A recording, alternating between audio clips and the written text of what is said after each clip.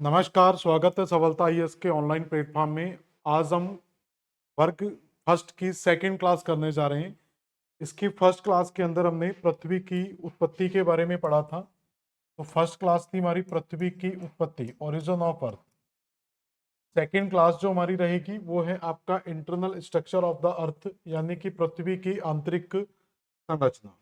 तो यहाँ पर हमें पृथ्वी की आंतरिक संरचना से जुड़े हुए जो भी एमसीक्यूज हैं और प्रीवियस ईयर के जितने भी क्वेश्चन हैं PYQ, तो आपकी यूनिट है फर्स्ट।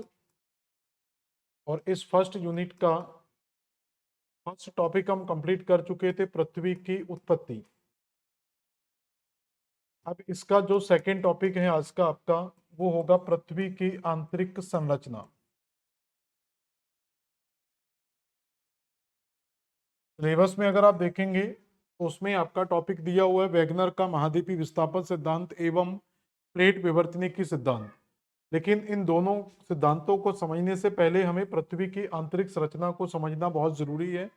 अगर इस टॉपिक को हम समझ लेते हैं तो हमें वैगनर और जो प्लेट टेक्टोनिक थ्योरी सिद्धांत है ये बहुत आसानी से समझ में आ जाएगा। तो इसमें क्या क्या क्वेश्चंस बन सकते हैं, पहले उन क्वेश्चंस को देखते हैं। फिर उसके साथ इसमें तो हमने इसको कई पार्ट्स में डिवाइड किया हुआ है। जैसे पहले स्टार्टिंग के जो क्वेश्चन आएंगे वो आपके तत्वों पर बेस रहेंगे कि पृथ्वी की आंतरिक भाग में कौन कौन से तत्व पाए जाते हैं। तो पृथ्वी के आंतरिक भाग में किन किन तत्वों की प्रधानता होती है, उससे रिलेटेड क्वेश्चन है। जैसे कुछ क्वेश्चंस को मैं दिखा रहा हूं, पहले इनको देखें फिर इनको सॉल्व करेंगे। जैसे यहाँ क्वेश्चन है कि पृथ्वी की भूप्रपटी में सबसे अधिक पाए जाने वाला तत्व कौन सा है। इसी तरीके से सेकंड क्वेश्चन और थर्ड क्वेश्चन को देखेंगे। अगर हम यहाँ पर पृथ्वी की संपूर्ण संरचना में सबसे अधिक पाए जाने वाला तत्व कौन सा है, तो कुल मिला के इस टॉपिक के अंदर हमें यह समझना होता है कि पृथ्वी की संरचना में जब ये तत्व की बात करते हैं तो तत्वों को दो कैटेगरी में आपको डिवाइड करना होता है। एक तत्व आते हैं कि जो आपकी संपूर्ण पृथ्वी पर पाए जाते हैं, और कुछ तत्व आते हैं जो केवल पृथ्वी की सतह पर पाए जाते हैं। तो पृथ्वी की सतह से यहाँ पर मतलब होता है क्रस्ट से, कि क्रस्ट में कौन कौन से तत्व पाए जाते हैं। और जब संपूर्ण पृथ्वी की बात की जाती है तो इसमें आपकी तीनों लेयर्स को इंक्लूड किया जाएगा। तीन लेयर कौन कौन सी हमारी, सबसे ऊपर क्रस्ट का पार्ट है, क्रस्ट के बाद आपको मेंटल का पार्ट मिलेगा, और मेंटल के बाद आपको सबसे अंदर जो पार्ट है वो है कोर। तो जब हम संपूर्ण पृथ्वी पर तत्वों की बात करेंगे तो यहाँ पर संपूर्ण पृथ्वी पर क्रस्ट मेंटल कोर को ऐड करेंगे। और जब पृथ्वी की सतह पर बात करेंगे तो यहाँ पर पृथ्वी की सतह के केवल हम ऊपरी भाग यानी कि क्रस्ट की स्टडी करेंगे, ओनली क्रस्ट पर। तो दो प्रकार से यहाँ पर तत्वों को विभाजित करके आपको पढ़ना होता है। जैसे पहला क्वेश्चन था वो आपका दिया गया पृथ्वी की भूप्रपटी पर तत्व कौन से पाए जा रहे हैं, और जो थर्ड क्वेश्चन है वो पूछ रहा है कि संपूर्ण संरचना में कौन से तत्व पाए जाते हैं। तो इन दोनों क्वेश्चन को हम इसी बेस पर समझेंगे कि पृथ्वी पर तत्व कौन से पाए जाते हैं और पृथ्वी की सतह पर कौन से तत्व पाए जाते हैं। तो पहले इसका आंसर देखते हैं, फिर अपन इसको डिटेल से पढ़ेंगे। तो पृथ्वी की भूप्रपटी पर सबसे अधिक पाए जाने वाला तत्व कौन सा है, तो तीन चार ऑप्शन दिए हुए हैं आपके। तो जिसमें पहला ऑप्शन है सिलिकॉन की मात्रा सबसे ज्यादा पाई जाती है। सेकंड ऑप्शन है क्या ऑक्सीजन पाया जाता है, एल्यूमिनियम या आयरन। तो क्वेश्चन क्या है, केवल क्रस्ट का। तो क्वेश्चन हमारा इस वाले सेगमेंट से आ रहा है कि पृथ्वी के क्रस्ट पर कौन सा तत्व सबसे ज्यादा पाया जाता है। तो इसका जो सही आंसर होगा वो आ जाएगा आपका ऑक्सीजन। तो पृथ्वी की सतह पर, सतह का मतलब केवल क्रस्ट पर, तो पृथ्वी के क्रस्ट पर सबसे ज्यादा तत्व पाया कौन सा जाएगा, ऑक्सीजन। अब इनको हम कैसे याद करेंगे, कम से कम आपको पांच तत्व याद होने चाहिए, कम से कम पांच तत्व आपको याद रखने पड़ेंगे। और ये बिल्कुल क्रम से होते हैं। एग्जाम में क्या होता है, कई बार डायरेक्ट आ जाएगा कि पांचवा तत्व कौन सा है, तीसरा कौन सा है, दूसरा कौन सा है, पहला कौन सा है। तो ये सिक्वेंस आपसे कई बार पूछा जा सकता है। इस सिक्वेंस को कैसे हम याद रख सकते हैं, तो इसके लिए एक आप ट्रिक भी यूज कर सकते हो। तो इस तरीके से आप इसका एक ट्रिक बना सकते हो, ओसियाल फेका करके। तो इसको पूरा स्टडी करोगे तो क्या बन जाएगा हमारा, ओसियाल फेका। इसका मीन्स क्या होगा, तो ये पांच तत्व में पहला आपका ओ से तत्व बन जाएगा, फिर SI से, फिर Al से, फिर Fe से, फिर Ca से। तो ओ से जो तत्व बनेगा वो हो जाएगा हमारा ऑक्सीजन। तो इसका मतलब पृथ्वी पर पाए जाने वाला जो सबसे पहला तत्व है वो कौन सा है, ऑक्सीजन। Si से जाएंगे तो आपका सिलिकॉन बन जाएगा। यहाँ पर दूसरा तत्व जो आएगा वो सिलिकॉन आ जाएगा। तो सेकंड तत्व कौन सा आ गया? सिलिकॉन। Al से जाएंगे तो यहाँ पर आपका एल्यूमिनियम आ जाएगा। तो तीसरा तत्व कौन सा हो गया? एल्यूमिनियम। और Fe से जाएंगे तो यहाँ से आपका आयरन बन जाएगा। और उसके बाद Ca से बन जाएगा कैल्शियम। तो इस तरीके से आपको इन 5 तत्वों का क्रम याद होना चाहिए कि पृथ्वी की सतह पर 5 तत्व कौन से पाए जाते हैं। तो पहला तत्व जो हमारा रहेगा वो रहेगा ऑक्सीजन। तो पृथ्वी की सतह पर पाए जाने वाला सबसे जो बड़ी मात्रा में तत्व है, लगभग आपका 50% से ज्यादा मिलता है, वो आपका ऑक्सीजन मिलेगा। सेकंड जब हम देखेंगे तो इसी ट्रिक से निकालेंगे तो सेकंड नंबर पर कौन आ जाएगा? सिलिकॉन। तो सेकंड जो तत्व आएगा सबसे ज्यादा वो कौन सा होगा? सिलिकॉन। और फिर Al से एल्यूमिनियम। तो थर्ड जो तत्व आएगा हमारी पृथ्वी पर वो कौन सा आ जाएगा? एल्यूमिनियम। और फोर्थ पर आप देखेंगे आयरन आ जाएगा। तो फोर्थ नंबर पर क्या आ रहा है? आपका आयरन। अब फिफ्थ नंबर पर कौन आ रहा है? वो है कैल्शियम। इस तरीके से पृथ्वी पर ये टोटल 5 तत्व आपको क्रम से याद होने चाहिए कि पृथ्वी पर पाए जाने वाले 5 तत्व कौन कौन से हैं। अब यहां पर दूसरा दिया हुआ पृथ्वी की भूप्रपटी क्रस्ट में दूसरा सर्वाधिक पाए जाने वाला तत्व कौन सा है। तो पहला तत्व हम देख चुके थे, तो उसकी एक ट्रिक बना चुके हैं हम, ओसियाल फेका। तो ट्रिक क्या यूज कर सकते हैं हम? ओसियाल फेका। ये क्रस्ट की ट्रिक आपको बार बार रिपीट कर रहा हूं मैं, ये याद करनी है। तो ओसियाल फेका से पहला तत्व हमारा कौन से निकल कर आ रहा है? ऑक्सीजन। दूसरा कौन सा निकल कर आ रहा है? सिलिकॉन। और तीसरा तत्व कौन सा निकल कर आ रहा है? एल्यूमिनियम। और चौथा तत्व निकल कर आ रहा है आपका आयरन। और पांचवा तत्व है आपका कैल्शियम। तो ये बार बार रिपीट करना, इतनी बार रिपीट करो कि ये आपको याद हो जाए। तो ओसियाल फेका याद कर लो, आपको पांचों तत्व याद हो जाएंगे। तो पहला तत्व कौन सा आ जाएगा? ऑक्सीजन। ये तो हमारा आंसर नहीं होगा, लेकिन सेकंड तत्व पूछा गया तो सेकंड कौन सा हो जाएगा? सिलिकॉन। तो बी बॉम्बे इसका आंसर आ जाएगा। तो ये सेकंड तत्व हो जाएगा हमारा। थर्ड नंबर पर क्या पाया जा रहा है? थर्ड नंबर पर एल्यूमिनियम, जो इसमें दिया नहीं है। तो यहाँ पर थर्ड हम लिख सकते हैं, कौन सा आ जाएगा? एल्यूमिनियम। अब फोर्थ जो तत्व दिया हुआ है आपका वो आयरन और पांचवा है कैल्शियम। तो फोर्थ नंबर पर आयरन और पांचवें नंबर पर क्या आ जाएगा? कैल्शियम।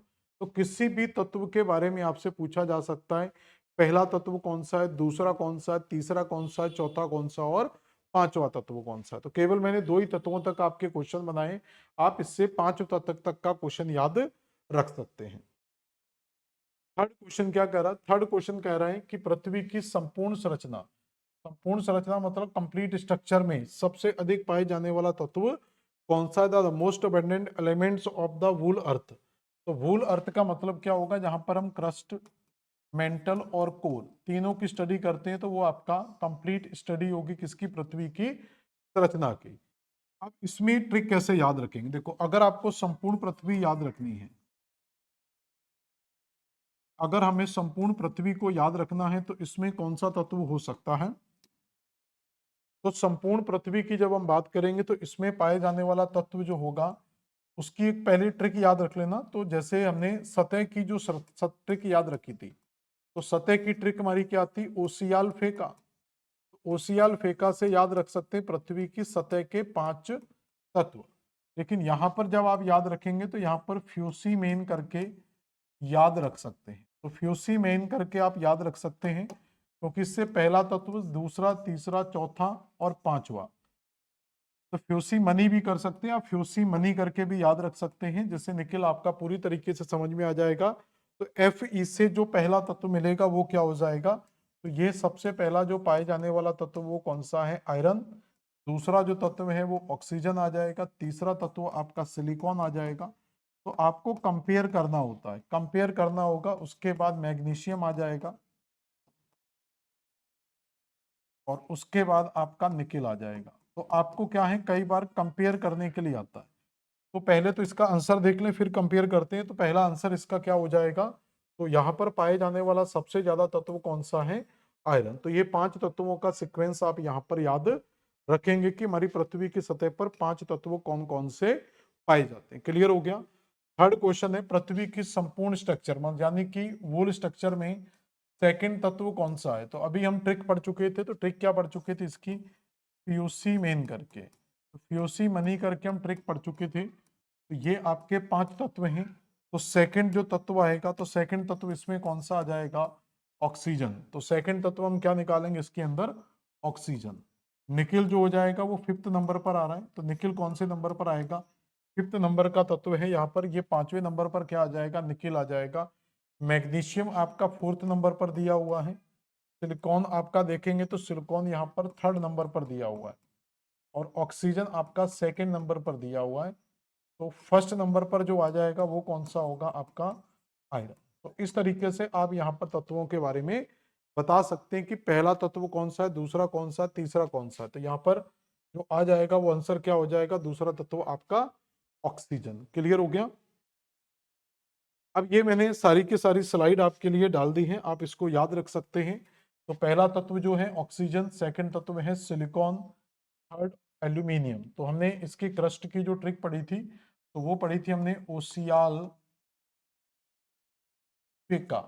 तो ओ से ऑक्सीजन हो गया, सिलिकॉन हो गया, एल्यूमिनियम हो गया।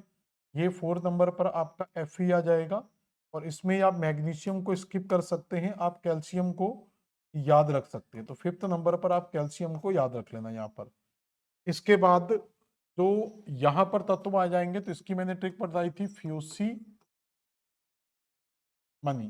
तो फ्यूसी मनी हमने पढ़ा था, तो पहला आयरन हो गया, ये Fe से बन जाएगा। उससे आपका ऑक्सीजन हो जाएगा, तीसरे नंबर पर सिलिकॉन, चौथे नंबर पर मैग्नीशियम, और 5वें नंबर पर निकेल।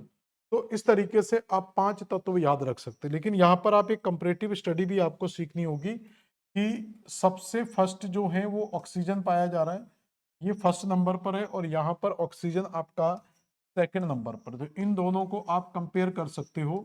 ऑक्सीजन पूरी पृथ्वी की सतह पर, या पृथ्वी की सतह पर सबसे ज्यादा पाया जाता है, और संपूर्ण पृथ्वी पर यह सेकंड नंबर पर पाया जाता है। यहाँ पर 30% लगभग पाया जाता है, यहाँ पर 47% लगभग पाया जाता है। दूसरा, आप यहाँ पर आयरन से याद रख सकते हैं। यहाँ पर आयरन आपका फर्स्ट नंबर पर पाया जाता है, और यहाँ पर आयरन देखेंगे आपका 4th नंबर पर पाया जा रहा है। तो ये दो तत्वों के बारे में खास तौर पर याद रखेंगे। और बड़ा परसेंटेज जो वो इन्हीं दोनों का मिलेगा, तो लगभग आपका 74 या 75% इन दोनों तत्वों की प्रधानता है यहाँ पर, ऑक्सीजन और सिलिकॉन की। और लगभग यहाँ पर 65% प्रधानता जो है वो आयरन एंड ऑक्सीजन की मिलती। तो इस तरीके से एक बार आप सारे तत्वों को यहाँ पर याद रख लेना, कम से कम 5-5 तत्व याद रखना। अब यहाँ पर क्या होगा कि, तो पहले मैंने बताया कि ऑक्सीजन से क्वेश्चन पूछा जाएगा, दूसरा आयरन को याद रखना। ऑक्सीजन की अगर हम बात करेंगे, तो पृथ्वी की सतह पर, तो पृथ्वी की सतह पर इसका नंबर कौन सा है, तो पृथ्वी की सतह पर ये फर्स्ट नंबर पर पाया जाता है। और सेकंड ये है कि ये संपूर्ण पृथ्वी पर कितना पाया जाता है। तो संपूर्ण पृथ्वी पर जाएंगे तो ये आपका ऑक्सीजन कितने नंबर पर था, शायद सेकंड नंबर पर आ जाएगा, सेकंड ही था। तो संपूर्ण पृथ्वी पर ये कौन से नंबर पर है, सेकंड नंबर पर आपको मिल जाता है। तो ये दो चीजें याद रखेंगे। जब हम Fe की बात करेंगे, आयरन की बात करेंगे, तो ये पृथ्वी की सतह पर, पृथ्वी की सतह पर अगर हम बात करेंगे, तो ये 4th नंबर पर पाया जाता है। और संपूर्ण पृथ्वी पर, संपूर्ण पृथ्वी पर ये, संपूर्ण पृथ्वी पर ये 5th नंबर पर, सॉरी, फर्स्ट नंबर पर पाया जाता है। तो ये दो तत्व कम से कम आपको याद रखने हैं। तो कंपैरेटिव स्टडी भी पूछी जा सकती है कि ऐसा कौन सा तत्व है जो पृथ्वी की सतह पर तो सबसे ज्यादा पाया जाता है, लेकिन संपूर्ण पृथ्वी पर दूसरे नंबर पर पाया जाता है। ऐसा कौन सा तत्व है जो पृथ्वी की सतह पर तो चौथे नंबर पर पाया जाता है, लेकिन संपूर्ण पृथ्वी पर सबसे ज्यादा पाया जाता है। ठीक है, तो इस तरीके से भी आप याद रख सकते हैं। ये मैंने पाई चार्ट भी इनके डाल दिए हैं, आप इनको देख सकते हैं।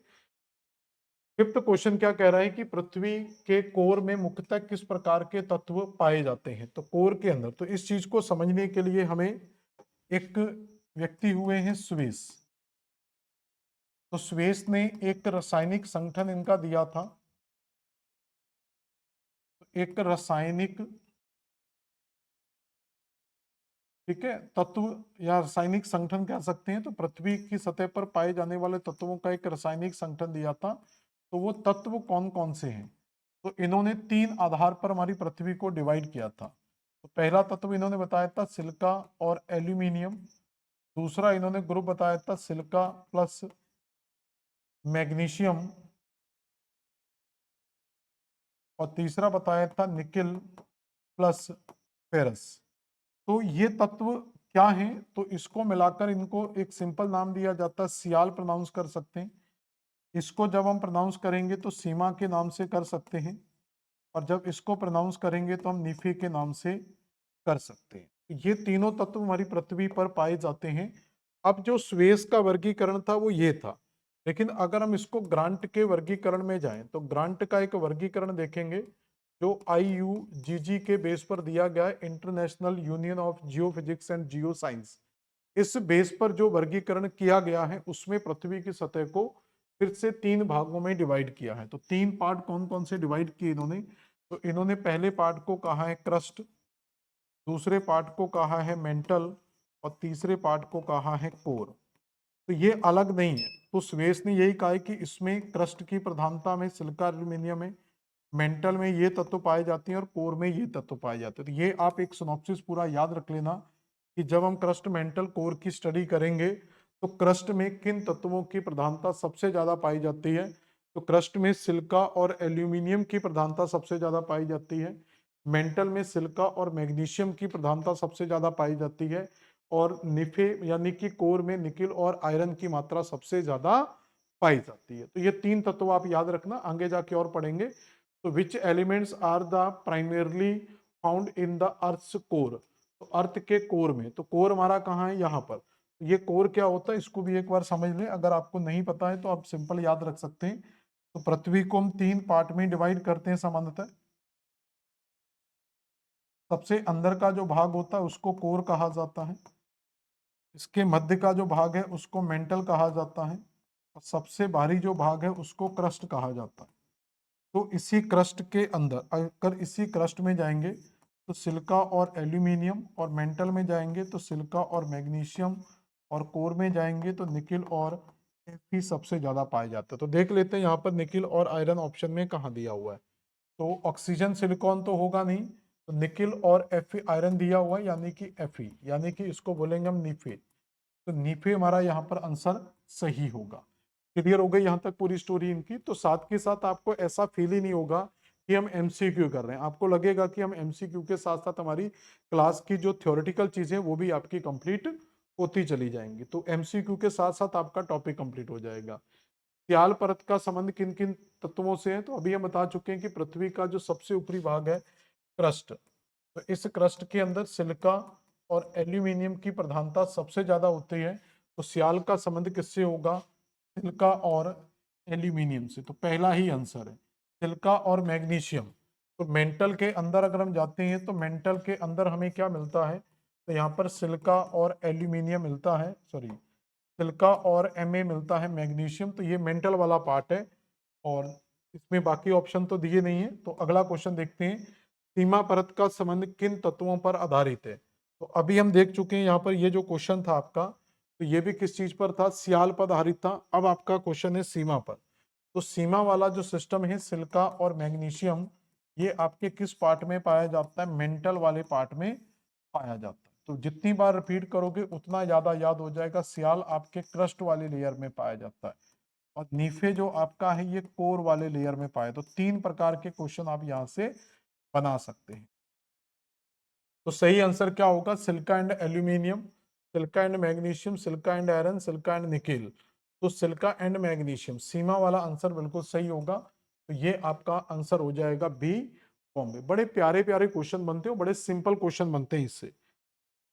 अगला है कि पृथ्वी की भूप्रपटी का औसत रासायनिक संघटन क्या है? तो क्रस्ट की बात की जा रही। तो क्रस्ट के लिए हम आपको एक ट्रिक याद करवा चुके हैं, अब तो आपको याद हो गया होगा। तो ट्रिक में हमने क्या देखा था? तो सतह की बात हो रही है तो ओसियाल फेका के नाम से आप याद रख सकते हैं। तो ये 5 तत्व आपके निकल कर आ जाते हैं। पहला तत्व है ऑक्सीजन, सेकंड तत्व है सिलिकॉन, थर्ड जो तत्व आता है वो एल्यूमिनियम,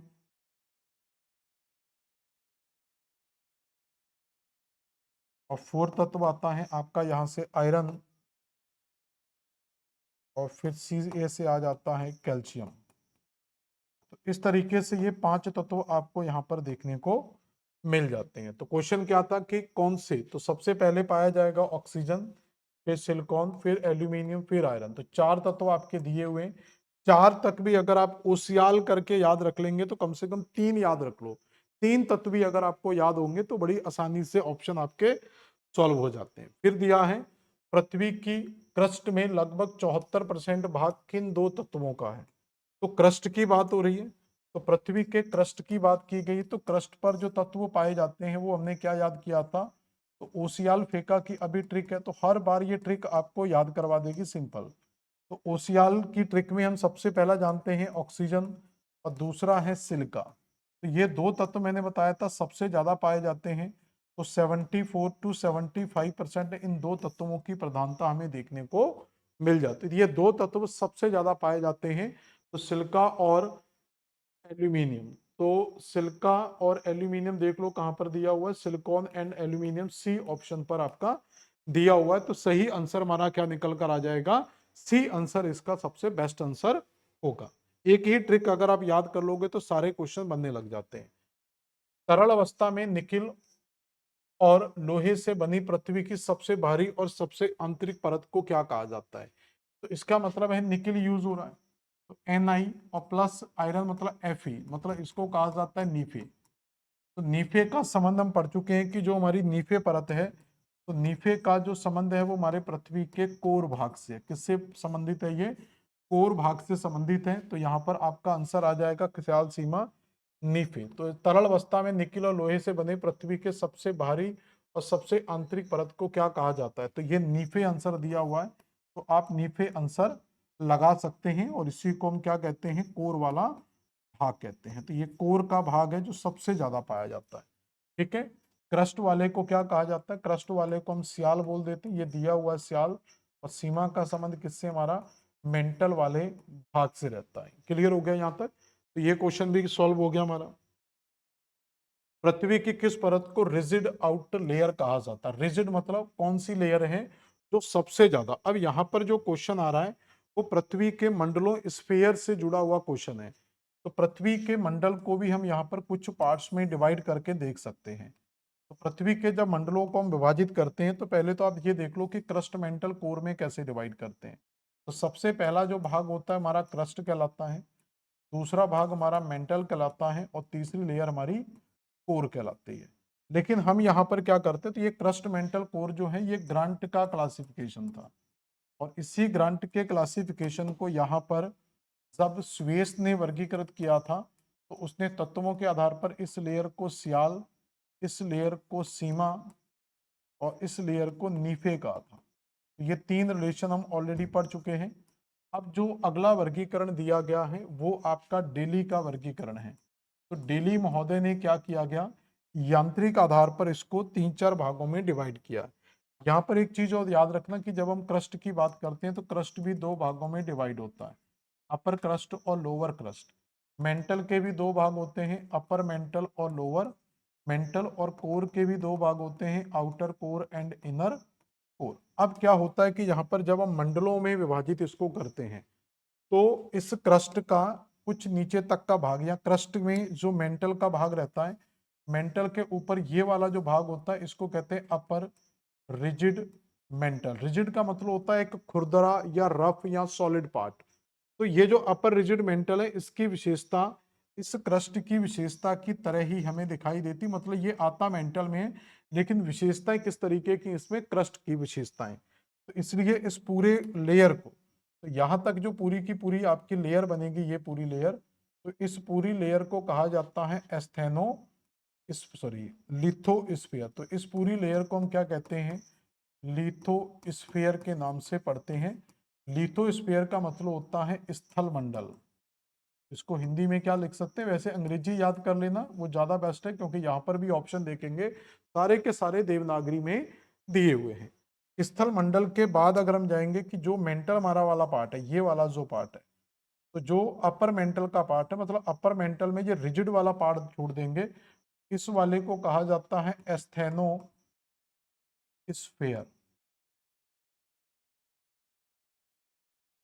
इसको दुर्बल मंडल के नाम से जाना जाता है। तो ये मंडल क्या कहलाता है, दुर्बल मंडल। इसका मतलब है स्थल मंडल के अंदर पूरा क्रस्ट और अपर मेंटल का अपर रिजिड मेंटल मोस्टली क्रस्ट याद रखना। और मेंटल के अपर मेंटल से बनता है एस्थेनोस्फीयर, और मेंटल का जो लोअर वाला पार्ट है ये वाला पार्ट है। इस लोअर मेंटल के पार्ट की अगर हम बात करेंगे तो इस मेंटल से बनता है आपका अगला पार्ट जिसको कहते हैं मीजोस्फेयर। ठीक है, मध्य मंडल। और जो सबसे दक्षिण का भाग है, तो सबसे जो लास्ट का भाग है ये पूरे का पूरा core, inner core and outer core including both. तो इस पूरे पार्ट की अगर हम बात करें तो इसको कहा जाता है बेरी स्फेयर। तो इसको क्या बोल देते हैं, बेरी स्फेयर, यानी कि इसको कहा जाता है गुरु मंडल या बेरी स्फेयर ही याद रख लेना। तो इस तरीके से चार पार्ट में डिवाइड किया जाता है। तो लिथोस्फेयर का संबंध होता है क्रस्ट से, एस्थेनोस्फेयर का संबंध होता है अपर मेंटल से, मीजोस्फेयर का संबंध होता है लोअर मेंटल से, और बेरीस्फेयर का संबंध होता है क्रस्ट से। तो ये चारों के चारों मंडल आपको याद होने चाहिए। अब क्वेश्चन क्या पूछ रहा है, पृथ्वी की किस परत को रिजिड आउट लेयर कहा जाता है, which layer is earth of the earth is called the rigid out layer. तो सबसे जो रिजिड पार्ट होगा, तो सबसे जो खुरदरा पार्ट होगा वो हमारा ऊपर वाला होगा, क्योंकि ये काफी ज्यादा उबड़ खाबड़ पार्ट होता है।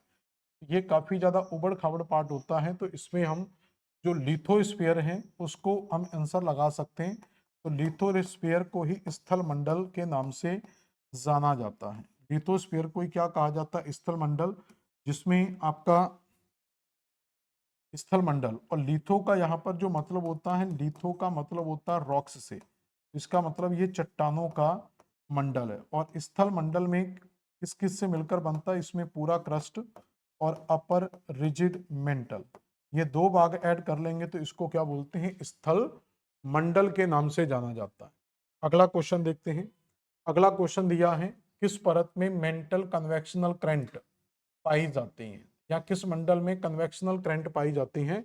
तो मेंटल वाला पार्ट ऑलरेडी लिखा हुआ है, तो मैं अभी आपको बता चुका था कि पृथ्वी में सबसे तीन भागों में हम डिवाइड कर चुके थे। तो सबसे ऊपर का भाग क्या है हमारा, क्रस्ट, फिर मध्य भाग को क्या कहते हैं, मेंटल, और सबसे इनर भाग को क्या कहते हैं, कोर। तो फिर इसको हम डिवाइड करते हैं अलग अलग पार्ट में। तो क्रस्ट के दो पार्ट है, अपर क्रस्ट और लोअर क्रस्ट। मेंटल के दो भाग, अपर मेंटल और lower mental, outer core and inner core. तो इस तरीके से हमने डिवाइड किया। अब इसमें हम ये जानते हैं कि कौन सी लेयर को किस नाम से जाना जाता है। तो यहाँ पर कौन कौन सी लेयर आपको देखने को मिलती है। तो यहाँ पर ये जो पार्ट है क्रस्ट वाला, तो ये आपका पूरे का पूरा क्रस्ट है, और ये पूरे का पूरा आपका कौन सा पार्ट है, मेंटल, जिसके दो भाग हैं, और ये पूरा भाग है आपका कौन सा, कोर का। सामान्यतः हम ये जानते हैं कि जो क्रस्ट है ये ठोस अवस्था में रहता है, जो मेंटल है ये तरल अवस्था में या अर्ध तरल अवस्था में होता है। कोर अभी ये कह सकते हैं कि कोर में जो बाह्य कोर होता है, इसके दो भाग लिख लेना, बाह्य कोर और आंतरिक कोर। आंतरिक कोर ठोस अवस्था में है, और बाह्य कोर एक तरीके से तरल अवस्था में है। क्वेश्चन क्या है उसको जरा समझते हैं कि कन्वेक्शनल करंट कहाँ पैदा होते हैं। तो सबसे पहले इन कन्वेक्शनल करंट को समझेंगे। कन्वेक्शनल करंट होती क्या है, तो सबसे पहले हमें इन संवहनीय तरंगों को समझना होगा कि ये संवहनीय तरंगें क्या हैं। तो अगर हमें ये संवहनीय तरंगें समझ में आ जाएं तो फिर हम इसका आंसर भी आसानी से दे सकते हैं। अभी इसका पहले आप आंसर लगा लो, फिर मैं इसको सॉल्व नेक्स्ट पेज पर दिखाता हूँ। तो यहाँ पर अभी आप एस्थेनोस्फीयर आंसर लगा लेंगे कि एस्थेनोस्फीयर यानी कि दुर्बल मंडल में ये तरंगें पैदा होती हैं। अब कैसे पैदा होती हैं इसको मैं समझा रहा हूँ, क्योंकि इसके लिए हमें पेज की जरूरत पड़ेगी। तो हमारी पृथ्वी पर जब हम जाते हैं तो सबसे ऊपरी भाग और निचले भाग, तीन भाग में डिवाइड किया था हमने। सबसे ऊपर कौन सा पार्ट है बताओ, क्रस्ट, इसके बाद मेंटल, और मेंटल के नीचे क्या है, कोर। तो तीन पार्ट में डिवाइड होता है, क्रस्ट, मेंटल एंड कोर। यहाँ पर याद रखेंगे कि जो मेंटल है ये एक तरीके से लावा का चैम्बर है पूरे का पूरा। इसके अंदर क्या भरा हुआ है, मैग्मा भरा हुआ है, ये पूरा तरल अवस्था में। तो इस पूरे क्षेत्र के अंदर हमें क्या मिलता है, मैग्मा। तो मैग्मा जो है ये एक तरीके से अर्ध तरल अवस्था में होता है, मतलब ये बहुत तरल नहीं है, तरल इतना नहीं है कि जैसे आप एक तरीके से ये मान ले ग्लीस टाइप का जो मटेरियल होता है, जैसे ग्लीस आप देखोगे तो बहुत गाढ़ी होती है, या ग्लिसरीन वगैरह, जहाँ ग्लिसरीन तो काफी लिक्विड में होता है, ग्लीस टाइप का, या कोई क्रीम वगैरह आप यूज करते हैं, टूथपेस्ट हम देखा होगा वो यूज करते हैं, वो होता तो लिक्विड है लेकिन काफी ज्यादा सॉलिड स्टेज में हमें मिलता है। तो ये अर्ध तरल अवस्था में है। तो अभी इसके अंदर क्या होगा, अभी इसके अंदर किसी भी प्रकार की गति नहीं होगी। अब इसमें गति पैदा होने के लिए, इसमें संचलन पैदा होने के लिए क्या होता है, इसी मैग्मा पदार्थ के अंदर कुछ रेडियोधर्मी पदार्थ मिलते हैं। तो सभी जगह नहीं मिलते, जहां पर भी मिलेंगे तो रेडियोधर्मी पदार्थ, रेडियो एक्टिव सब्सटेंस जो मिलते हैं, रेडियो एक्टिव सब्सटेंस वो होते हैं जो अपने आप ही ऊर्जा को रिलीज करते हैं। जैसे एक एग्जांपल लिख सकते हैं यूरेनियम। तो यूरेनियम एक तरीके से क्या है, रेडियो एक्टिव सब्सटेंस है जिसमें से अपने आप ही एनर्जी रिलीज होती है। तो रेडियोधर्मी जो पदार्थ हमारी सतह के पर पाए जाते हैं, सॉरी मेंटल में पाए जाते हैं, इनसे क्या होता है, इनसे तापमान में वृद्धि होती है। इनमें क्या होगा, तापमान में वृद्धि होगी। अब तापमान में वृद्धि से क्या होगा, जो मैग्मा है, तो मैग्मा क्या होता है, गलन, मैग्मा या का गलना प्रारंभ हो जाता है। जब मैग्मा, या सीधा सीधा लिख सकते हैं मैग्मा क्या होता है, तरल अवस्था में परिवर्तित हो जाता है। तो जो अर्ध तरल से ये तरल अवस्था में परिवर्तित हो जाएगा। अब क्या होता है कि हमारी पृथ्वी के अंदर, जैसे हमारी पृथ्वी की जो सतह है,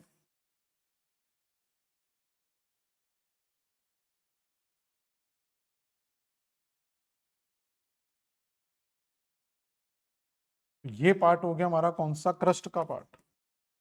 और इसी क्रस्ट के नीचे आपका तरल पदार्थ भरा हुआ, इसी क्रस्ट के नीचे क्या है, एक तरल पदार्थ भरा हुआ। तो इसी तरल पदार्थ को क्या कहा जाता है, मेंटल। ठीक है, इसमें क्या भरा हुआ है, मैग्मा। अब ये मैग्मा में कहीं पर भी अगर मान लो इस जगह पर अगर आपके कुछ रेडियोधर्मी सब्सटेंस मिलते हैं यहाँ पर, तो यहाँ पर मान लो क्या पाए जा रहे हैं, कुछ रेडियो एक्टिव सब्सटेंस, रेडियोधर्मी पदार्थ पाए जा रहे हैं। अब इन रेडियोधर्मी पदार्थों से क्या होगा, मैंने यहाँ पर लिख चुके हैं ऑलरेडी कि रेडियोधर्मी पदार्थों से तापमान में वृद्धि होगी जिससे मैग्मा तरल अवस्था में पैदा होगा। तो क्या होगा, रेडियोधर्मी पदार्थ क्या करते हैं, तापमान को बढ़ा देते हैं। जैसे ही तापमान इनका बढ़ना स्टार्ट होता है, तो अब इसमें एक प्रोसेस होती है जिसको कहते हैं संवहन की प्रक्रिया। एक प्रक्रिया याद रखना, संवहन की प्रक्रिया। तो संवहन क्या होता है, ये ऊष्मा स्थानांतरण की, तो ऊष्मा स्थानांतरण की विधि है। तो ऊष्मा स्थानांतरण की और भी कई विधियां हैं, उनमें से एक विधि आती है संवहन। ये संवहन जो ऊष्मा स्थानांतरण की विधि है, ये तरल और गैस में काम करती है। तो जब ऊष्मा किसी तरल और गैस में वर्क करती है, जब हीट ट्रांसफर करती है, तो उसको कहते हैं संवहन। और ये संवहन की प्रक्रिया हमेशा क्या होती है, लंबवत चलती है। कैसी चलेगी, लंबवत, मतलब वर्टिकल ये हमेशा आपको मिलेगा। तो इसमें हमेशा वर्टिकल मोशन होता है, यहाँ तो ऊपर से नीचे या नीचे से ऊपर। और ये संवहन तब तक नहीं आएगा जब तक टेम्परेचर नहीं आएगा। तो बिना टेम्परेचर संवहनी तरंगें पैदा नहीं होती। तो जब तापमान बढ़ता है तो तब हीट जब ट्रांसफर होती है, उस मेथड को कहा जाता है संवहन की प्रक्रिया। अब यहाँ पर क्या हो रहा था कि जब रेडियोधर्मी पदार्थ यहाँ पर उपस्थित, तापमान में वृद्धि हुई, तो तापमान में वृद्धि होने से यहाँ पर क्या हुआ, संवहनीय तरंगें पैदा होती हैं। अब जो संवहनीय तरंगें पैदा होती हैं, ये लंबवत चलती हैं। तो हम इस तरीके से इसको लिख सकते हैं कि यहाँ से जो संवहनीय तरंगें पैदा हो रही थी, वो ऊपर की ओर उठना स्टार्ट होती। तो इनको कहते हैं संवहनीय तरंगें। सीसी लिख दिया मैंने शॉर्टकट में। तो यहाँ से संवहनीय तरंगें पैदा होती हैं और इस पृथ्वी की सतह से टकराकर, पृष्ठ से टकराकर दोनों दिशाओं में मुड़ जाती हैं। और इन्हीं के मुड़ने से क्या होगा, इसको अगर हम यहाँ से एक छोटा सा जॉइंट बना लें बीच में, तो इसी के डिवाइड होने से क्या होगा, यहाँ से कि जो पृथ्वी का इस साइड को जो फोर्स लग रहा है, पृथ्वी के अंदर इस साइड जो फोर्स लग रहा है, उसके कारण ये इस साइड, और जब इधर फोर्स लगेगा तो ये इस साइड। तो ये हमारी कहलाती है, बाद में हम पढ़ेंगे जाकर प्लेट टेक्टोनिक में, इसको कहते हैं प्लेट। तो ये प्लेटों में क्या होता है, एक मोशन पैदा हो जाता है। तो ये अंदर खोलता हुआ जो मैग्मा, जब इसमें ऊष्मा संचरण करती है, तो ये एक क्लॉक और एक एंटी क्लॉक वाइज में घूमना स्टार्ट करता है, जिससे प्लेटों में संचलन भी पैदा हो जाता है। तो ये क्वेश्चन समझ में आ गया आपको।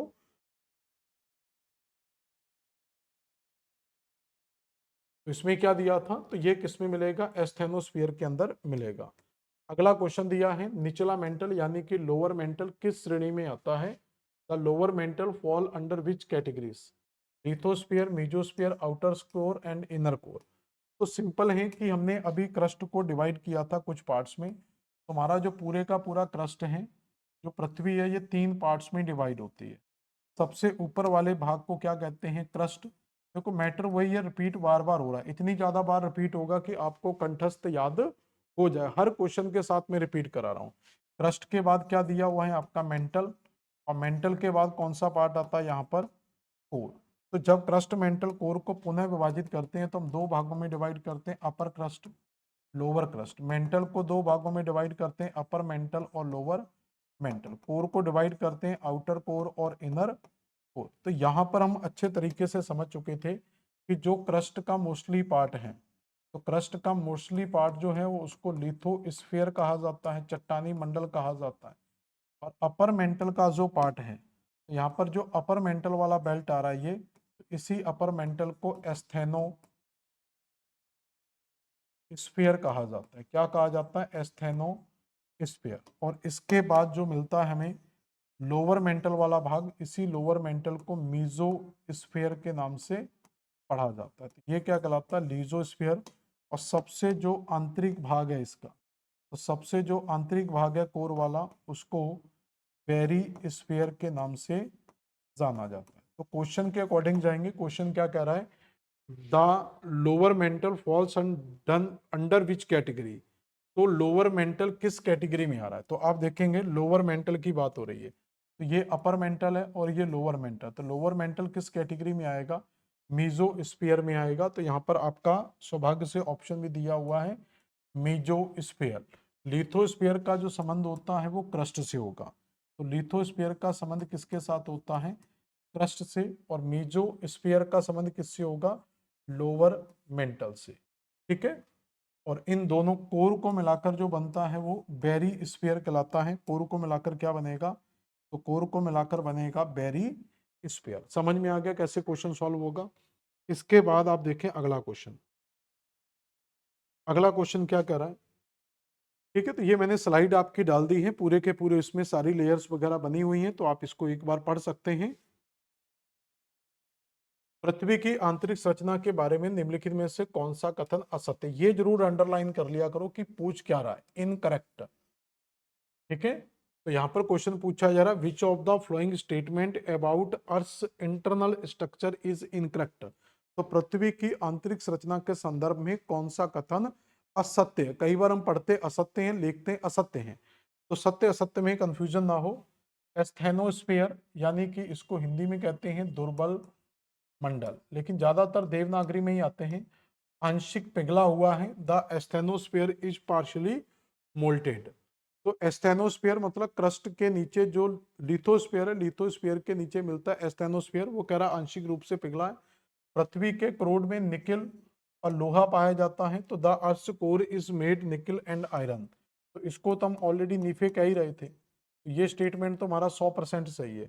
पृथ्वी का भूपृष्ठ, भूपृष्ठ मतलब क्रस्ट, मैग्नीशियम से निर्मित है, तो ये स्टेटमेंट गलत है।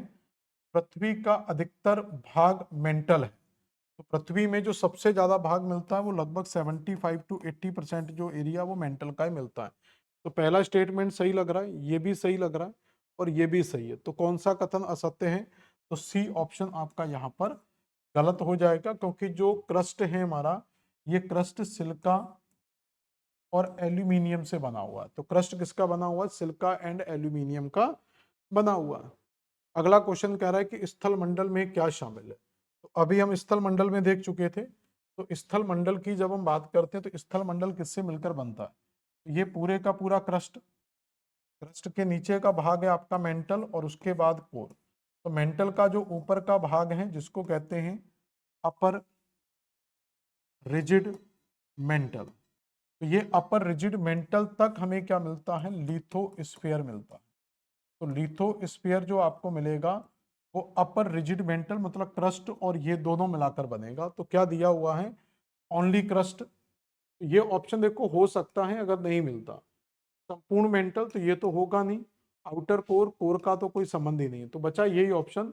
तो भूप्रपट्टी ऊपरी मेंटल का भाग, crust and part of the upper mantle. वो अपर मेंटल नहीं कह रहा है, वो कह रहा है कि पूरे का पूरा क्रस्ट आएगा और क्रस्ट के साथ कुछ अपर मेंटल का हिस्सा भी आएगा जिसको अपर रिजिड मेंटल के नाम से जाना जाता है। तो सही आंसर हम क्या लगाएंगे, तो इसका बी बॉम्बे बिल्कुल सटीक और सही आंसर हो जाएगा। अगला क्वेश्चन क्या कह रहा है, अगले क्वेश्चन में दिया भारत में लो वेग zone, zone of low velocity. तो लो वेलोसिटी का जोन किसको कहा जाता है? स्थल मंडल, एस्थेनोस्फीयर, मीजोस्फीयर एंड बायोस्फीयर। तो जोन ऑफ लो वेलोसिटी किसको कहते हैं उसको जरा एक बार समझ लें। तो जब हम पृथ्वी को क्रस्ट मेंटल कोर में डिवाइड करेंगे तो ऊपर का भाग क्या कहलाएगा हमारा? क्रस्ट। ये वाला भाग क्या है? मेंटल। और ये भाग क्या है? कोर। और ये हम जानते हैं कि जो मोस्टली जो मेंटल है ये हमारा तरल अवस्था में है। तो तरल अवस्था में ही जो आपका एक पार्ट हम पढ़ते हैं यहाँ पर देखो, ये मोस्टली आपका मैक्सिमम 70 किलोमीटर तक हो सकता है, 30 to 70 किलोमीटर। ये रीजन जो होता है वो आपका लगभग 100 किलोमीटर मान सकते हैं। तो इसके बाद मिलता है अपर रिजिड मेंटल, और इसी मेंटल के अंदर फिर एक लेयर और आती है, ठीक है, लगभग 200 किलोमीटर तक ले सकते हो। इसको कहा जाता है जोन ऑफ लो वेलोसिटी। तो मतलब यहां पर क्या होता है, निम्न वेग का जो क्षेत्र है यहां पर भूकंपीय तरंगों की जो तीव्रता है वो सबसे कम देखने को मिलती है, इसलिए इसको जोन ऑफ लो वेलोसिटी के नाम से जाना जाता है। तो इसमें आंसर क्या आ जाएगा? एस्थेनोस्फीयर, यानी कि दुर्बल मंडल। तो इसी मेंटल वाले भाग को हम क्या बोल देते हैं? एस्थेनो। तो ये देखो अपर वाले भाग में ही आ रहा है, तो इसी को बोल देते हैं हम एस्थेनोस्फीयर।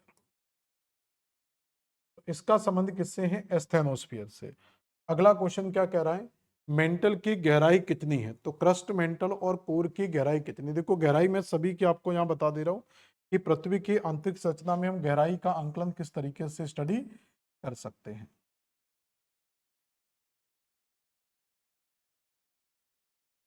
तो सबसे ऊपरी भाग को क्या कहा जाता है? क्रस्ट। इसको क्या कहा जाता है? मेंटल। इसको क्या कहा जाता है? कोर। तो पहले तो हम क्रस्ट, मेंटल और कोर की डेप्थ देख लेते हैं। तो इस पॉइंट से अगर हम स्टार्ट करेंगे तो बिल्कुल सेंटर तक जाएंगे तो कितनी डेप्थ हमें मिलेगी? तो यहाँ पर जो डेप्थ मिलती है वो 3771 किलोमीटर की लगभग डेप्थ मिल जाती है। तो 3771 किलोमीटर हमारे इस पॉइंट तक की डेप्थ मिलती है। मतलब पृथ्वी के अगर यहाँ से जाएंगे तो ये जो डेप्थ है हमारी ये 3771 या 70 किलोमीटर के लगभग मिलती, मतलब पृथ्वी की त्रिज्या जो है, तो पृथ्वी की जो त्रिज्या है वो 3771 किलोमीटर हमें मिलती है। अब इसमें हम देखेंगे कि अलग अलग पार्ट। तो सबसे पहला जो पार्ट आता है हमारा, तो सबसे पहला पार्ट हम यहाँ से डिवाइड करेंगे तो इस लेयर को क्या कहा जाता है? क्रस्ट। तो क्रस्ट की जो यहाँ पर डेप्थ आपको मिलेगी, ये आपको क्रस्ट की डेप्थ लगभग 30 से 70 किलोमीटर के बीच में मिल जाती है। 100 किलोमीटर आप मैक्सिमम मान सकते हैं। यहाँ पर जब हम कोर की बात करते हैं तो क्रस्ट में जो कोर की जो डेप्थ है यहाँ पर, तो कोर की जो डेप्थ आती है ये लगभग आपकी 2900 किलोमीटर तक आती है। तो 2900 किलोमीटर तक जो डेप्थ है वो किसकी है? क्रस्ट की। सॉरी, मेंटल हमारा कहाँ तक है? 2900 किलोमीटर तक। और क्रस्ट हमारा कितना है? 70 किलोमीटर। तो इसका मतलब मोस्टली जो पार्ट है वो मेंटल का हमें देखने को मिलता है। अब यहाँ पर याद रखेंगे कि अब अगर हम इसको पुनः विभाजित करें, क्रस्ट को भी हम दो भागों में डिवाइड करते हैं, अपर क्रस्ट और लोअर क्रस्ट। तो इनकी अलग अलग हाइट पढ़ने की जरूरत नहीं, लेकिन मेंटल की हाइट को आप दो बार में स्टडी कर सकते हैं। तो इसमें जो पार्ट आएगा वो आपका दो पार्ट में डिवाइड हो जाएगा, अपर मेंटल और लोअर मेंटल। तो मतलब अपर मेंटल से लोअर मेंटल तक की जो हाइट आती है, जो डेप्थ आती है वो 700 किलोमीटर के लगभग आती है। और फिर हम अगर कोर को भी दो भागों में डिवाइड कर लें तो ये जो डेप्थ यहाँ से निकल कर आएगी ये आपकी 5100 किलोमीटर निकल कर आती है। तो पहले आपको मेन याद रखना है कि क्रस्ट की गहराई कितनी है। तो 70 किलोमीटर तक या 100 किलोमीटर मैक्सिमम। मेंटल की जो गहराई है वो लगभग 700 किलोमीटर मिलती है, सॉरी 2900 किलोमीटर। तो ये पूरा क्रस्ट के बाद मेंटल। और कोर की जो है वो 3771 किलोमीटर मिलती है। लेकिन अगर हम अपर मेंटल में जाएंगे तो 700 किलोमीटर, और आउटर कोर में जाएंगे तो आपका 5100 किलोमीटर। मतलब ये अपर क्रस्ट, अपर मेंटल, ये आउटर कोर, और ये हो गया आपका इनर कोर। अब इसमें क्या होता था, मैंने आपको असंतताएं बढ़ाई थी, असंबद्धताएं। तो जो असंबद्धता मिलती है यहाँ पर जिसको डिसकंटिन्यूटी कहते हैं, तो ये असंबद्धता क्या होती है उसको जरा समझे। तो मैं आगे जाकर इस चैप्टर को अगले क्वेश्चन उसी के आएंगे। तो यहाँ पर कुछ असंबद्धताएं बनती हैं जैसे यहाँ पर जो एक डिसकंटिन्यूटी का मतलब होता है एक ऐसा क्षेत्र जहां पर दोनों क्षेत्र आपस में जुड़ रहे हैं, उसको कहते हैं डिसकंटिन्यूटी।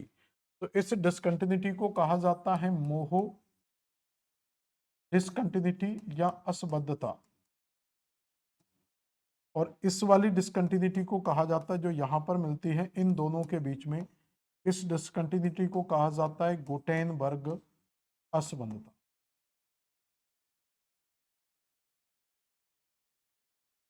तो यहां पर याद रखेंगे कि मोहो और गुटेनबर्ग दो असंबद्धताएं हमें मिल रही हैं। तो क्रस्ट की मोटाई 3 से 70 किलोमीटर मिलती है, तो हम ये भी कह सकते हैं कि क्रस्ट की जो मोटाई है वो मोहो असंबद्धता तक मिलती है। और जो मेंटल है वो मोहो असंबद्धता से लेकर गुटेनबर्ग असंबद्धता तक क्या मिलता है हमें, मेंटल मिलता है। और गुटेनबर्ग असंबद्धता से सेंटर तक जाते हैं तो हमें केंद्र वाला पार्ट मिल जाता है।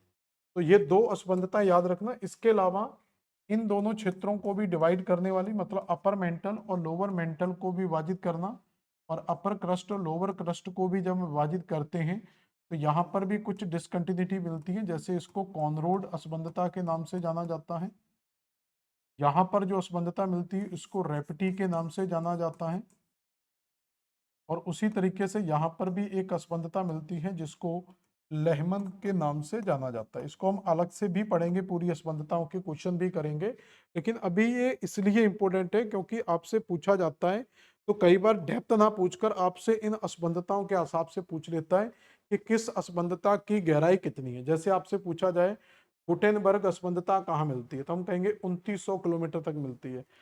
रेपटी लेहमन असंबद्धता कहाँ तक मिलती है, 5100 किलोमीटर तक मिलती है। Sorry, Lehmann. रेपटी कहाँ तक मिलती है, 700 किलोमीटर तक। मोहो कहाँ मिलती है, 30 से 70 किलोमीटर तक। तो इस तरीके से भी आपसे क्वेश्चन पूछे जाते हैं। तो इसका आंसर क्या हो जाएगा, मेंटल की गहराई कितनी है। तो मेंटल हमें 2900 किलोमीटर तक गहरा मिल जाता है। ये 6371 है, ये मैंने उल्टा कर दिया है। मुझे लग रहा था कि ये कहीं ना कहीं गड़बड़ हुआ है। इसको 3671 नहीं, 6371 करना है। मैंने डाटा उल्टा कर दिया था, तो ये 6371 किलोमीटर याद रखना है यहाँ पर। ठीक है, यहाँ पर भी दिया हुआ है 6300, इसी को देखकर मुझे याद आ गया। और ये 5100 भी दिया हुआ है, 30 किलोमीटर का डाटा भी दिया हुआ है। अब अगला क्वेश्चन क्या कह रहा है, इसको जरा समझना कि ये क्वेश्चन क्या कहता है।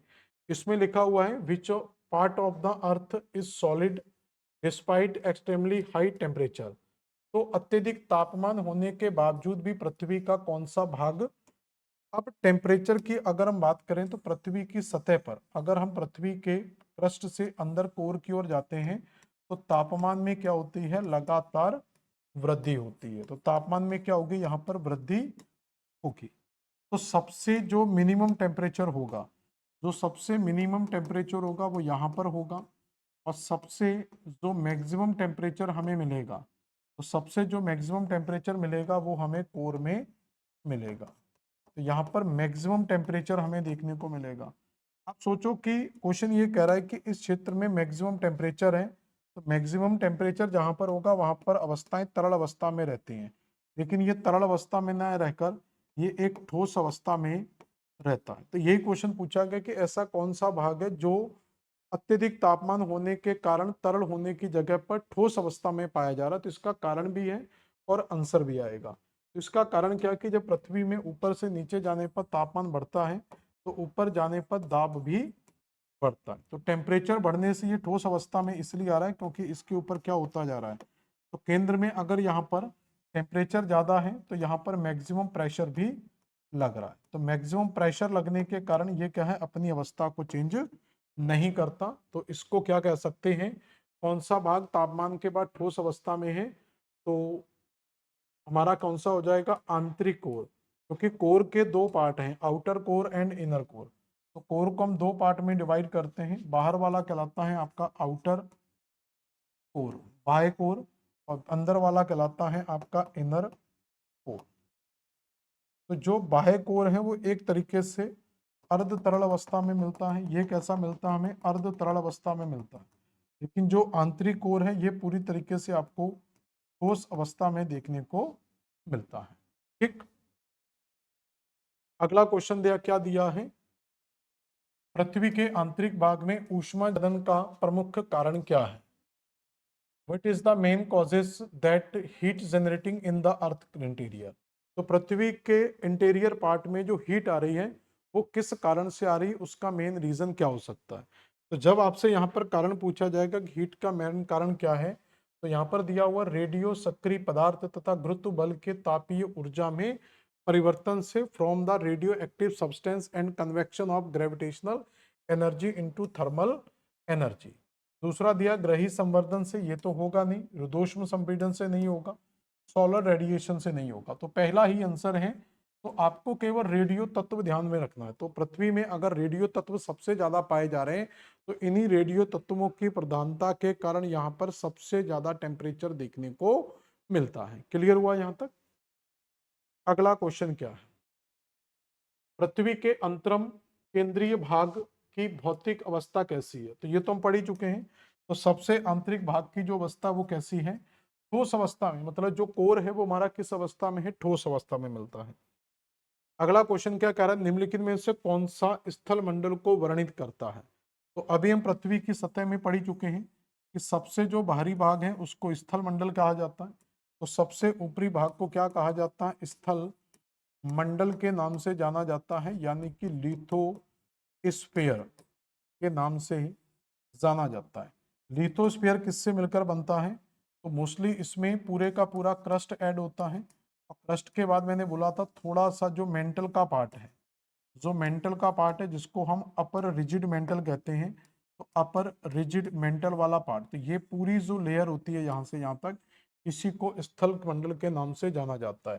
तो मेंटल का ऊपरी एंड लोअर मेंटल ये तो आएगा नहीं, क्रस्ट एंड कोर आएगा नहीं, क्रस्ट एंड ऊपरी मेंटल, तो क्रस्ट एंड अपर मेंटल इसका आंसर हो सकता है। हालांकि अपर मेंटल पूरा नहीं होता है, अपर मेंटल का कुछ भाग आता है, तो अपर मेंटल का कुछ भाग इसमें ऐड होता है, पूरा अपर मेंटल यहाँ पर ऐड नहीं होता है। तो इसका सही आंसर क्या हो जाएगा, सी इसमें बेस्ट आंसर है। अब अगला क्वेश्चन देखते हैं कि अगला क्वेश्चन क्या कह रहा है। अगला क्वेश्चन कह रहा है कि पृथ्वी की नीफे परत में किन तत्वों की प्रधानता होती है। तो पृथ्वी के नीफे जो परत है, नीफे परत कहाँ पाई जाती है, ये तो हम जानते हैं कि ये कोर में पाई जाती है।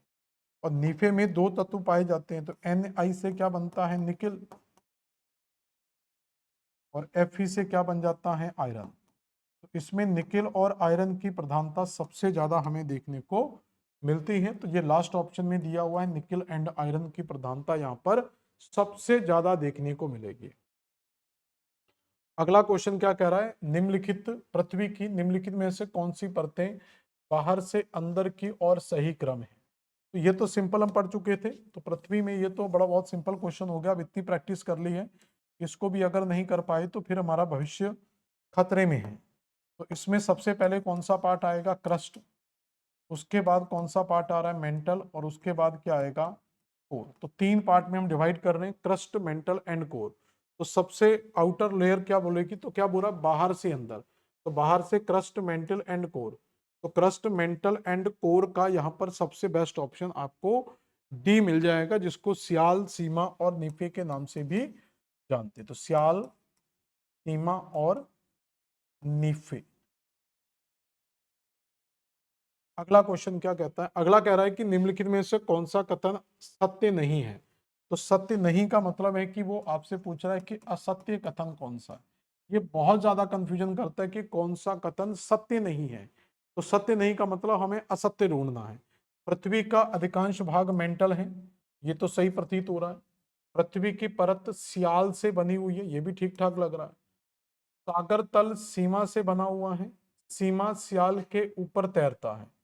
तो सीमा सियाल के ऊपर तैरता है, तो ये तो सही हो सकता है।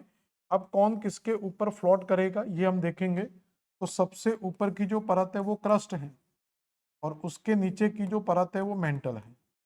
तो इसका मतलब है ये तरल अवस्था में है और ये ठोस अवस्था में है। तो ठोस के ऊपर तरल नहीं, बल्कि तरल के ऊपर ठोस तैर रहा है। तो मेंटल के ऊपर कौन है, क्रस्ट है। तो क्रस्ट क्या करता है, तो यहाँ पर होना चाहिए, तो सीमा सियाल के ऊपर नहीं तैरती, बल्कि सियाल सीमा के ऊपर तैरता है। तो ये ऑप्शन हमारा गलत होगा। तो यही हमारा आंसर होगा, क्योंकि हमें गलत ही ढूंढना था। क्लियर हो गया। तो बड़ी आसानी से क्वेश्चन आपके बन सकते हैं। अगला क्वेश्चन कह रहा है कि नेशनल ज्योग्राफिकल सोसाइटी के अनुसार मेंटल की मोटाई कितनी है। तो मेंटल कितने किलोमीटर तक मिलता है, तो ये हम पूरी गहराई पढ़ चुके थे। तो 3 तरीके से हमने गहराई को पढ़ाया था। सबसे ऊपर का भाग कहलाता है क्रस्ट, क्रस्ट के बाद का भाग कहलाता है मेंटल, और मेंटल के बाद का भाग कहलाता है कोर। तो क्रस्ट मेंटल कोर में जब हम डिवाइड करते हैं, तो क्रस्ट मेंटल कोर में डिवाइड करेंगे तो क्रस्ट की जो मोटाई है वो 30 से 70 किलोमीटर हम लगा सकते हैं, 100 किलोमीटर तक भी ले जा सकते हो। मेंटल की जो मोटाई है वो 2900 किलोमीटर पर, और कोर की जो मोटाई है वो 6371 किलोमीटर। मतलब ये इसके बाद से ये मोटाई है और ये इसके बाद से, तो 2900 से लेकर 6371 किलोमीटर की ये मोटाई हमें मिलती है। तो ये जैसे जैसे आप आते जाएंगे तो ये 2900 किलोमीटर, फिर उसके बाद ये 6371 किलोमीटर। तो मेंटल की मोटाई आपकी 2900 किलोमीटर यहाँ पर दी हुई है। तो मेंटल की मोटाई कितनी मिलेगी, 2900 किलोमीटर मिलेगी। इसके बाद क्वेश्चन क्या कहता है उसको समझते हैं जरा। क्वेश्चन कह रहा है कि पृथ्वी का निम्न में से कौन सा भाग सबसे गर्म है, मेंटल ओशनिक क्रस्ट या कॉन्टिनेंटल क्रस्ट। तो ये तो दोनों नहीं हो सकते, मेंटल या आंतरिक कोर। तो आंतरिक कोर में ही टेम्परेचर क्या है, सबसे ज्यादा मिलता है। तो सबसे गर्म भाग कौन सा होगा, हमारा आंतरिक कोर। तो लेकिन गर्म बहुत ज्यादा, लेकिन यहाँ प्रेशर कम है, तो प्रेशर कम होने से ये ठोस अवस्था में चला जाएगा।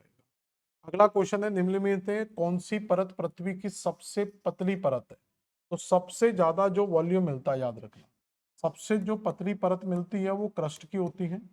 सबसे बड़ा भाग जो होता है वो मेंटल का होता है, और उससे कम जो भाग होता है वो कोर का होता है। तो सबसे ज्यादा मतलब ये मान के चलो 70-80% जो भाग है वो केवल मेंटल का होता है। उसके बाद बाकी की परतें, सबसे कम आप ऐसे याद रख सकते हो, जैसे किसी एग की हम बात करते, अंडे की बात करते, तो अंडे में सबसे पतला भाग कौन सा होता है, ऊपर का भाग, उसी को अपन क्रस्ट बोलते हैं। तो इसका आंसर क्या आ जाएगा, क्रस्ट भूप्रपटी सबसे पतला भाग होता है। निम्नलिखित विद्यमानों में से किसने क्रस्ट के नीचे पृथ्वी के आंतरिक भाग में 3 परतें, सियाल, सीमा एवं निफे की पहचान की थी। तो मैंने 3 वर्गीकरण आपको पढ़ाए थे। अगर आप डेली के अनुसार वर्गीकरण देते हैं, या आप ग्रांट के अनुसार वर्गीकरण देंगे, और या फिर आप तो डेली के अनुसार, ग्रांट के अनुसार, या स्वेस के अनुसार, 3 लोगों ने पृथ्वी को वर्गीकृत किया है। डेली के अनुसार जब हम वर्गीकरण देते हैं तो वो आपका स्थल मंडल, लिथोस्फीयर, दुर्बल मंडल, एस्थेनोस्फीयर,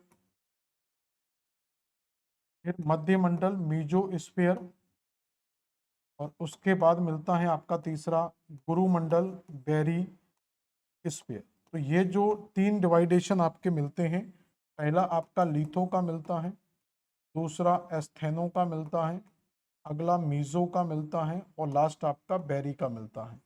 तो ये डेली महोदय के द्वारा दिए गए थे, इनके यांत्रिक आधार पर। ग्रांट का जो वर्गीकरण है वो IGG के अनुसार है। इसमें इन्होंने पृथ्वी को क्रस्ट, मेंटल और कोर में विभाजित किया था। स्वेस ने तत्वों के आधार पर एक रासायनिक संगठन दिया था, जिसमें सियाल, सीमा और नीफे का विभाजन देखने को मिलता है। तो यहाँ पर जो आंसर आएगा वो किसका आएगा, तो क्रस्ट, मेंटल और कोर की पहचान किसने की थी। तो यहाँ पर क्या दिया है, पृथ्वी के नीचे 3 परतों, सियाल, सीमा और नीफे। तो सियाल, सीमा और नीफे की पहचान करने वाला व्यक्ति कौन है, स्विस। तो डेली में जो वर्गीकरण दिया था वो ये वाला वर्गीकरण दिया था। ठीक है, तो ये 2 लोगों का वर्गीकरण दिया हुआ है, ग्रांट का यहाँ पर नहीं दिया हुआ है। तो ये मैंने पूरे का पूरा यहाँ पर आपको एक मैकेनिज्म डाल दिया है कि किस तरीके से हम यहाँ पर तत्वों की पहचान कर सकते हैं। तो अकॉर्डिंग टू डेली जाएंगे तो मैकेनिकल बेस पर लिथोस्फीयर, एस्थेनोस्फीयर, मीजोस्फीयर एंड बेरिस्फीयर, और IUG के बेस पर जाएंगे तो क्रस्ट, मेंटल और कोर में डिवाइड करेंगे, और अकॉर्डिंग टू स्वेज जाएंगे तो सियाल, सीमा और निफे में डिवाइड करेंगे। लिथोस्फीयर को ही हम यहाँ पर क्या बोलते हैं, स्थल मंडल। तो इसी के लिए यूज किया जाता है स्थल मंडल, और इसके लिए यूज किया जाता है दुर्बल मंडल, और इसके लिए यूज किया जाता है आपका मध्य मंडल, और इसके लिए यूज किया जाता है आपका गुरु मंडल। इस तरीके से ये क्वेश्चन आपके, आज हमने लगभग आपके कितने क्वेश्चन कंप्लीट कर लिए, तो 29 क्वेश्चन हम कंप्लीट कर चुके हैं। 30 कर लेते हैं, 2 क्वेश्चन और करते हैं। भूगणितज्ञ भूभौतिकी के अंतरराष्ट्रीय संख्या भू प्रॉपर्टी की औसत मोटाई कितनी है। तो औसत मोटाई अब मैक्सिमम 30 किलोमीटर तक मैंने बोला था, आप एवरेज ले सकते हो, तो 30 किलोमीटर आप इसका आंसर कर सकते हो। इसके बाद आता है रेपटी अशांत किनके मध्य पाई जाती है। तो यहां से आपकी असंतताओं के क्वेश्चन या असंबद्धता या डिसकंटिन्यूटी के क्वेश्चन आ जाते हैं। तो डिसकंटिन्यूटी किसके बीच में पाई जाती है? तो रेपटी जो अशांत है वो आपकी किसके बीच में पाई जाएगी? तो इसको अभी हम ढूंढ लेते हैं। तो 3 भागों में डिवाइड करना है, क्रस्ट, मेंटल और कोर। कोर को 2 भागों में डिवाइड करेंगे, आउटर कोर और इनर कोर। मेंटल को 2 भागों में डिवाइड करेंगे, अपर मेंटल और लोअर मेंटल। और क्रस्ट को भी 2 भागों में डिवाइड करेंगे, अपर क्रस्ट और लोअर क्रस्ट। अब 5 असंतताएं आपको मिलेंगी, पहली यहाँ मिलेगी, दूसरी यहाँ पर, तीसरी, चौथी और पांचवी। पहली वाली जो असंतता होती है उसको कहते हैं कॉन रोड। ये मैं कल इसका ट्रिक बताऊंगा कैसे अपन याद रख सकते हैं। दूसरी को कहते हैं मोहो, बड़ा प्यारा और आसान क्वेश्चन और सबसे टफ क्वेश्चन माना जाता है। उसके बाद आती है आपकी रेपटी, उसके बाद आता है गुटेनबर्ग और उसके बाद आता है लेहमन। तो क्वेश्चन रेपटी के ऊपर था।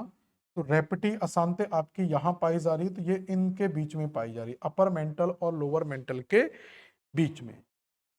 तो ऑप्शन क्या दिया है? क्रस्ट और मेंटल के बीच में तो आएगी नहीं, ठीक है। क्रस्ट मेंटल के बीच में जो आती है वो गुटेनबर्ग सॉरी मोहो असंबद्धता आती है। अपर एंड लोअर मेंटल, तो upper mantle and lower mental यही हमारा आंसर होगा। तो ये हमें मिल गया अपर एंड लोअर मेंटल। बाह्य और आंतरिक कोर में, तो बाह्य और आंतरिक कोर के बीच में जो आता है वो लेहमन है, ठीक है। रेपटी आपकी यहां पर आ जाती है। इसका कल मैं एक फॉर्मूला बताऊंगा कैसे याद कर सकते हैं। Asthenosphere and mesosphere. एस्थेनोस्फीयर आपका कौन सा है? तो ये पूरे का पूरा एरिया एस्थेनोस्फीयर का है, ठीक है। और उसके बाद ये सॉरी एस्थेनोस्फीयर है, ये मीजोस्फीयर है। तो बीच में जो मिलेगी वो रेपटी ही मिलेगी, तो इसके बीच में भी रेपटी मिलेगी, ठीक है। तो इसके दोनों आंसर हो सकते हैं एस्थेनोस्फीयर, लेकिन ये वाला ज्यादा बेस्ट है क्योंकि हम इसको ज्यादा बेस्ट मान सकते हैं। तो आज की क्लास में हम यहीं पर करते हैं। नेक्स्ट जो क्लास होगी हमारी, नेक्स्ट जो क्लास हम करेंगे इसी पृथ्वी की आंतरिक संरचना को आगे कंटिन्यू करेंगे। तो पृथ्वी की आंतरिक संरचना के और क्वेश्चन है अभी इसमें, उसको कंटिन्यू करेंगे और उसी के साथ साथ कुछ हम महाद्वीपीय विस्थापन के जो क्वेश्चन हैं उसको भी ऐड करें। तो महाद्वीपीय विस्थापन के क्वेश्चन को भी यहाँ पर हम ऐड कर लेंगे। तो इस तरीके से आज के जितने भी हमने क्वेश्चन कंप्लीट किए हैं इनको अच्छे से रेडी करने का प्रयास करें। क्वेश्चन के साथ साथ आपकी क्लास भी कंप्लीट होती जा रही है, आपको अलग से थ्योरी में बहुत ज्यादा प्रयास नहीं करना पड़ेगा। तो वर्ग 1 को लेकर जितनी भी पॉसिबिलिटीज हो सकती हैं, ये सारे के सारे क्वेश्चन प्रीवियस ईयर के क्वेश्चन है, कहीं ना कहीं किसी ना किसी एग्जाम में पूछे गए हैं, ठीक है। और बाकी आपका कोई डाउट आता है, कोई भी आपको चीज समझ में नहीं आती, आप कमेंट में सजेशन दें अपना, और उसके साथ हम इस क्लास को आगे कंटिन्यू करेंगे। मिलते हैं नेक्स्ट क्लास में, धन्यवाद।